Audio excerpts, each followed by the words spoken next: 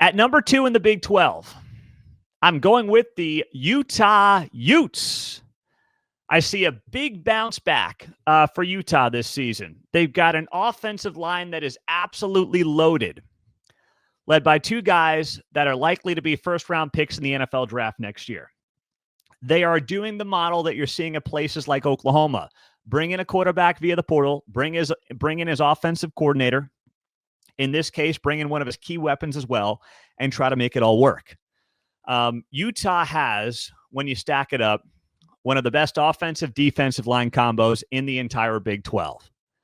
And they lost a lot of close games last year, despite the fact that they were on their 5th-string quarterback. Okay? So you think about that. You think about the fact that they can finally move on and not think about Cam Rising anymore, God bless him. But relying on a guy that was that injury-prone was probably a disaster in hindsight, and it turned out to be last season. And now this team is poised to make a huge jump in 2025. So I am really high on this Utah team. I think that this is a team that is poised and ready to take that leap. Last year, of course, they were picked to win the Big 12, and they obviously came up colossally short. So it's one of those deals that I'm looking at this Utah team and saying to myself, man, I like the schedule makeup. I like the fact that they've got 5 home games. I like 17 returning starters. I love the offensive line, and I'm buying in on Utah making a huge jump this year in the Big 12. And that would mean atop the Big 12 standings, I've got the Texas Tech Red Raiders. That's right.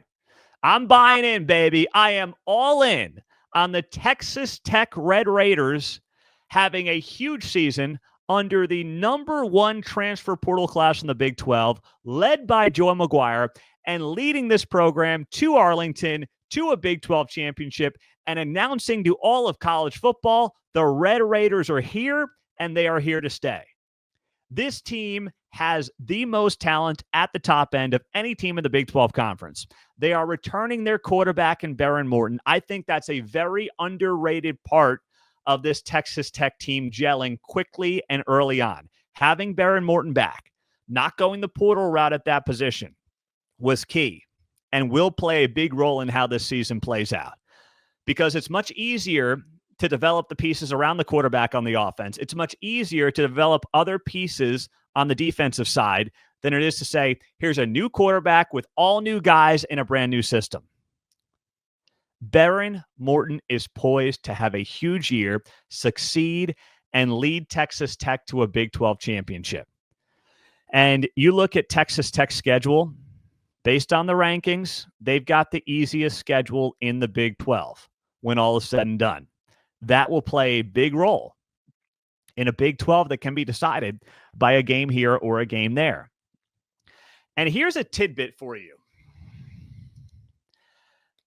I went back in the last 5 seasons in the Big 12. 8 of the 10 teams that have played for a Big 12 championship had 5 home games in conference play. Only 2 teams in the last 5 years out of 10 in the Big 12 had 4 home games in league play and made it to a conference championship. They were Arizona State last year, who had 4 home games, and then Kansas State back in 22, they had 4 home games as well. The other 8, going back to 2020, have had 5 Big 12 home games. Texas Tech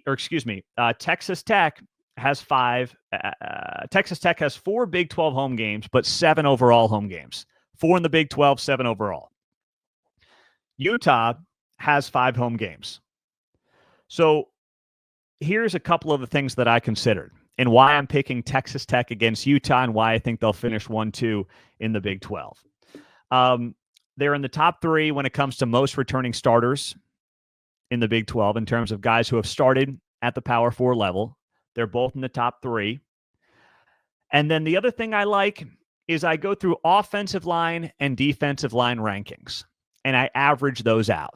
I like to do that. You can do that through any model you want. I happen to like the Phil Steele model, right? And the Texas Tech and Utah offensive and defensive lines averaged out to be the best in the Big 12.